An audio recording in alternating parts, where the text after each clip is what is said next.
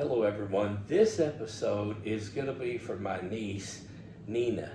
Nina is going to nursing school and she said, "Hey Uncle Tom, I'm fixing to start nursing school's IV section and I was wondering if maybe you could give me some pointers or any words of advice that might help me." And I was honored that she asked because I take my job very seriously and I love being a nurse. I love being a paramedic before that. And I thought, we did practice a lot when I was going to school, but what I found was a way that you could practice at home.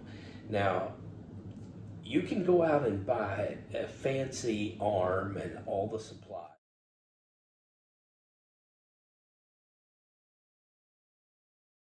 But you're talking $200 by the time you spend $145 on an IV arm and then another $50 minimum for all the supplies.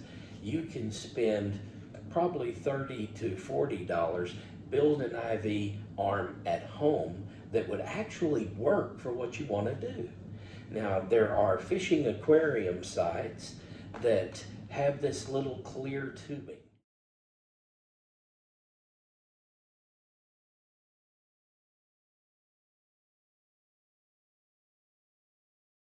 And I'll show you a link on where you can get them at any fishing store, Walmart, anywhere where they sell this little tubing.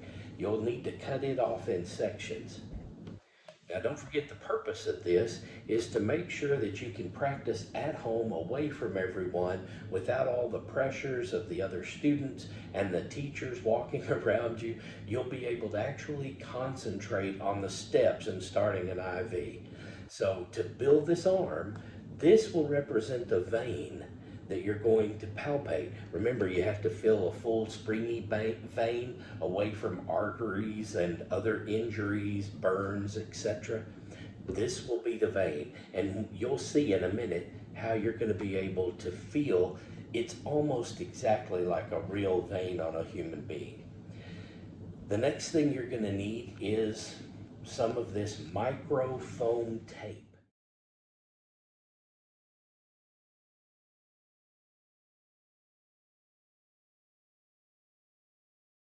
The tape is spongy and it's almost like skin. It's the closest thing you can find. I think it's more realistic than mannequin skin, this micropore tape. And once you put this little tubing under it, not only does it feel, but it even looks like the raised vein of a patient. Now, not all patients these days have great IV sites with great veins, but to actually learn how to do the IV, you need to practice with what's normal and what stands up and is full and springy so that you can tell the difference between a vein that is full and springy and an artery that is a little more firm and has a pulse. You can tell the difference by feel. You can close your eyes and see what it feels like. And you practice that enough at home in your spare time, and I promise you, when you're practicing on a real person your first time, you're going to have a lot more confidence, and you've already mastered the art of threading the needle, finding the vein, threading the needle, and securing the catheter. So IV tubing, which is, it's actually going to be fish aquarium tubing. It's easy to find, $3 or $4. Microfoam tape at Walmart, and some kind of hard surface. It can be a box, it can be a clipboard, anything that you can put the tape on. Now, I would recommend putting this tape down on the hard surface, then placing the tubing that you have on top of the tape. The side that should be up on the first layer of tape is the non-sticky side. You're just going to lay this tubing right on the non-sticky side. Then you'll take another slice of tape and you'll put it on top. Now, don't worry about the tubing being in a straight line. Let it be crooked, because veins are crooked. People's veins, you'll notice, will go off all different ways. Just put it on there. because that will give you, if it's crooked, practice on how to thread a catheter appropriately. Now, you can get all these supplies for under $40, probably closer to 30 or less. And you'll be able to practice at home and be really good at starting IVs. Now, you can get catheters online at Amazon. I'll put a link in the description.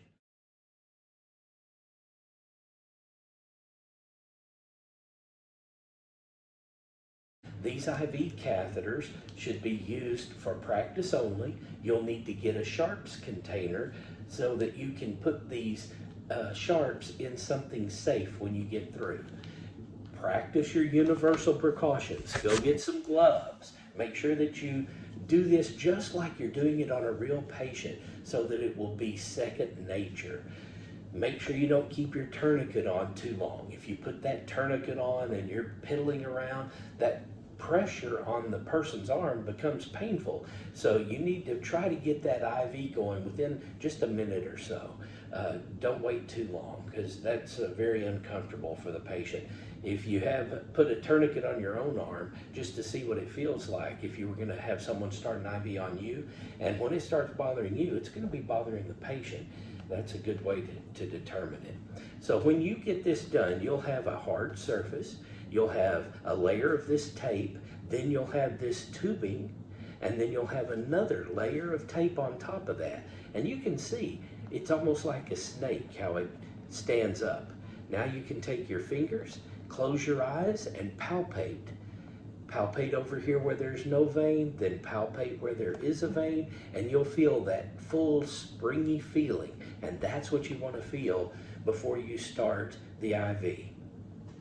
Then you'll get your catheter, you'll clean the area really good, and the next thing you'll want to make sure of is that when you thread this IV into the vein, that you don't go slowly into the vein. You puncture that skin briskly so that the painful part is out of the way.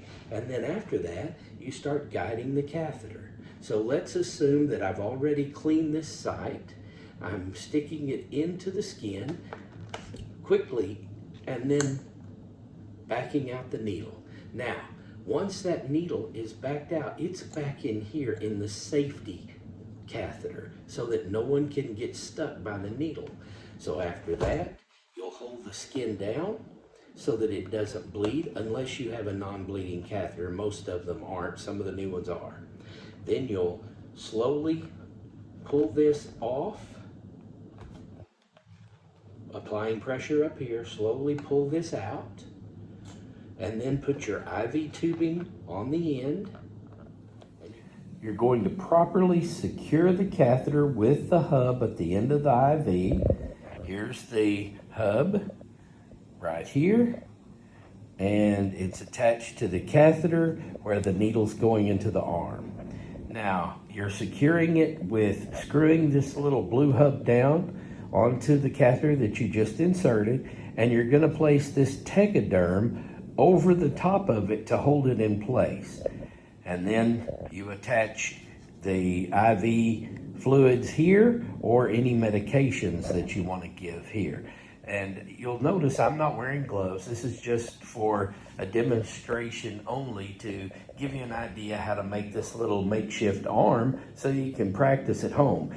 This is meant in no way to take away from anything that you're learning in class. That's what you want to do, is follow your instructor's education and do exactly as they tell you. But if you want to build your own little arm at home, this works great for that. So now the next step, you can let go of the pressure then and run whatever fluids that you have to run in the patient. And the only thing that you'll have standing up is this. Now, if you want to make sure that you got the IV in the tubing, which you can obviously see here that it did, but if you want to make sure, you can take a little plastic syringe full of water, put it on the end, and it should squirt right out the end of the tubing there where you can see that you're in place. This is invaluable practice for you nursing students that are wanting to be good at IVs, really good. Don't just practice when you have an hour here and there in school, or when you have a person that's willing to let you practice on them in the hospital setting. Make sure that you practice on the mannequins, and make sure you practice on some little homemade device at home that you can get away from the pressure and practice on your own. These are just helpful hints that helped me throughout the years, and I hope they help you too. Nina, thank you for asking me to do this. I had a blast putting this little idea together, and I think it's going to make you even better at starting IVs. You take care.